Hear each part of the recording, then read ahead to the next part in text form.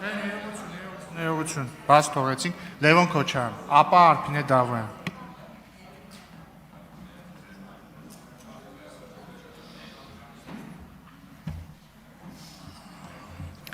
Սիրելի հայրենակիցներ, այս քանի օրը հնչեցին տարբեր ելույթներ, ես կփորձեմ անդրադառնալ Պարոն Լևոնյան, խանգարում եք։ Շարունակեք։ Ես կփորձեմ անդրադառնալ դրանցից մի քանիսին անճշտություններին։ Տեսեք, Ռուբեն Ռուբինյանը ելույթի ժամանակ խոսեց, երբ որ ինքը 18 տարեկան էր, կարծես իմ այս անարդարությունների, ապօրինությունների դեմ պատասխանի հետ կապված, հիշեց իր հոր դեպքը, երբ որ նա 18 տարեկանը չկարողացավ նշել հոր հետ։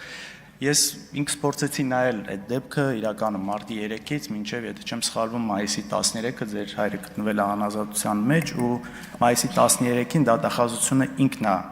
հետ վերցրել, հետո հետագայում ենթադրում գործը կարճվել է։ Մի հարց ինձ հետաքրքիր է, բաց աղբյուրներում չկարողացա գտնել։ Դուք կարող եք իմանալ ով էր դատավորը, ով կալանք տվել է։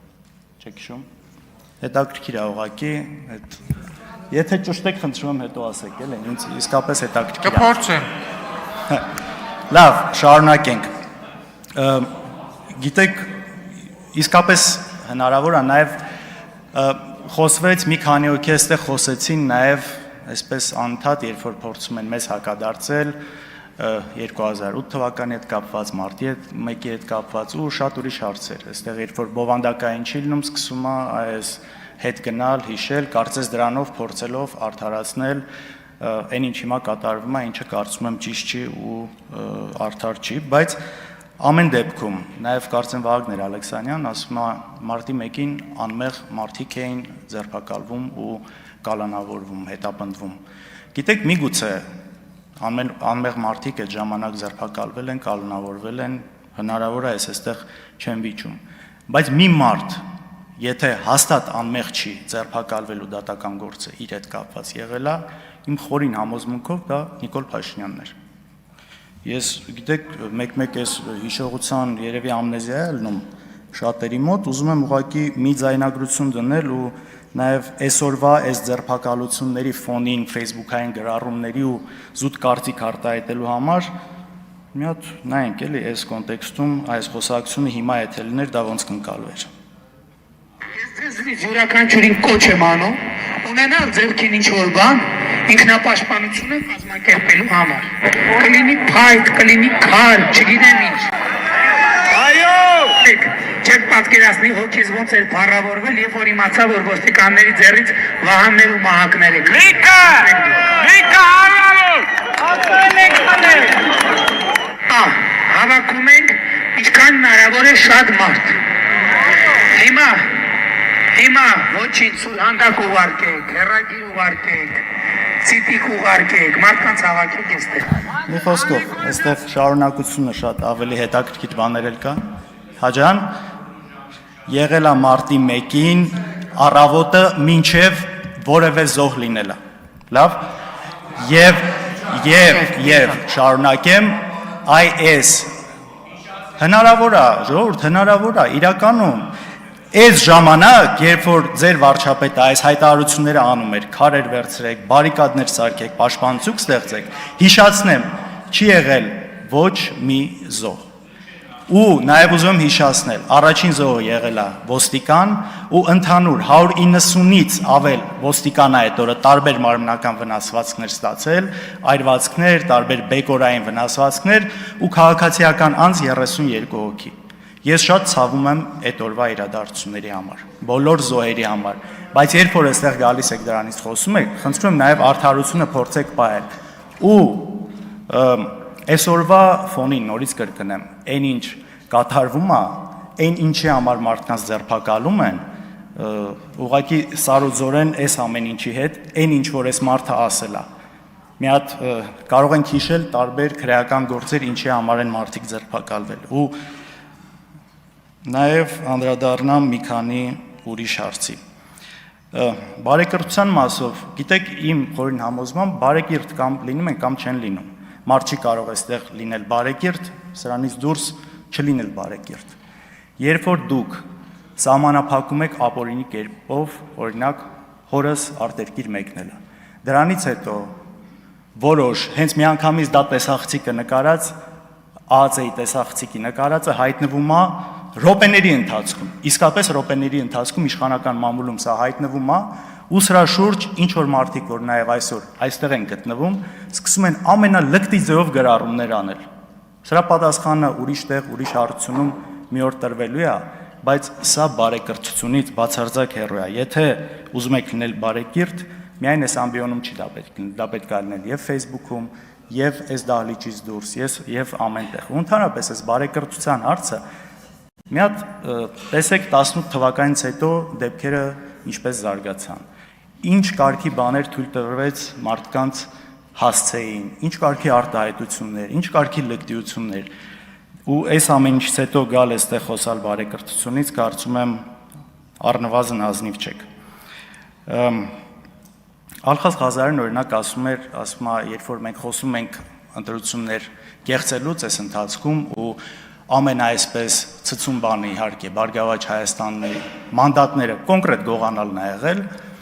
ասում է, լավ ժողովուրդ, ասում է, մեզ մեղադրում եք, որ ընտրություն ենք կեղծել,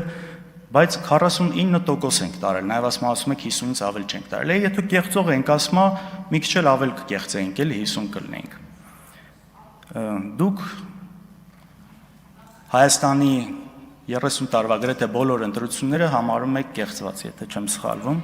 Օրինակ 2003 թվականին հայրս ընտրություններին տարել էր 49% ձայն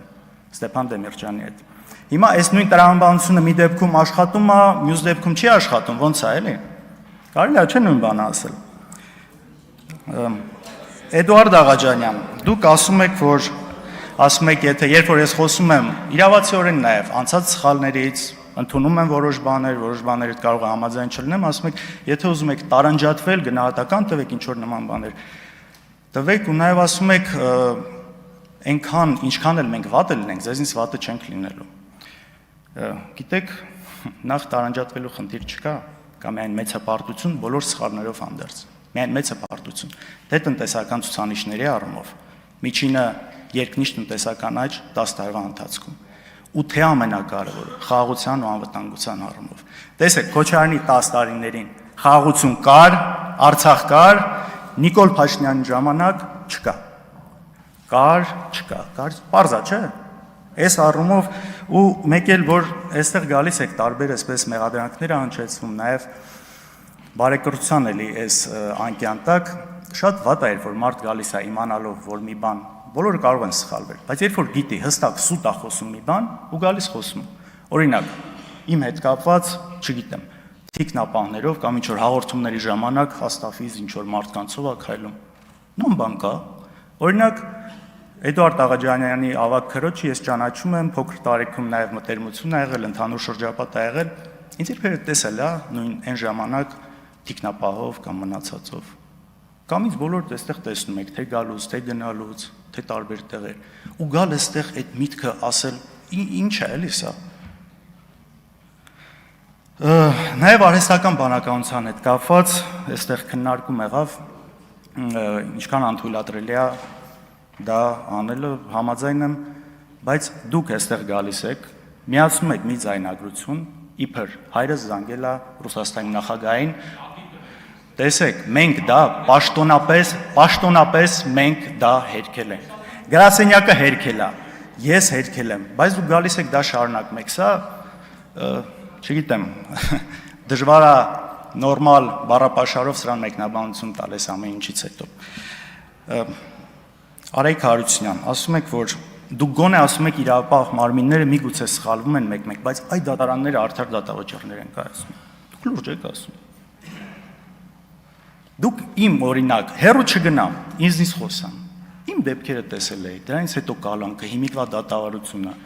Կարող եք իհարկե հանրային հեռուստատեսություն չի գալիս նկարում, փող, բան, այսպես չկա, էլի, հետաքրքրություն չի առաջացնում։ Տեսել եք այդ ոստիկանների ոնց են գալիս խեղճացած գլուխները կախած խոսում։ Հասկանում եք ու այս ամեն ինչի հետ միասին, կամ էլ ասում եք օրենքի երկիր է։ Լավ, այս վարչապետը այստեղ նստած կոնկրետ Սամվել Կարապետյանի մասով հրահանգներ է տալիս որ բռնեն։ Ասում է, այսի պիտի սատկի, սրան պիտի նստացնեմ, սրանից պիտի ունեցվածքը խլեմ։ Ժողովուրդ, սա որ մի ժողովրդական երկրի տրամաբանության մեջ է տեղավորվում։ Լավ, գժի տեղ եք դնում այստեղ մարդկանց։ Չի կարելի, հասկանում եք, չի կարելի այս ամեն ինչին։ Իսկ մնացած այլ թեմաների հետաքրքիր ուղղակի ելույթը վերջանում է, երևի էլի առիթ կլինի կանդրադառնամ էլի մեղադրանքներին, որ հնչել է։ Շնորհակալություն։ Շնորհակալություն, նիստը վարողի իրավունքով ես ելույթ կունենամ։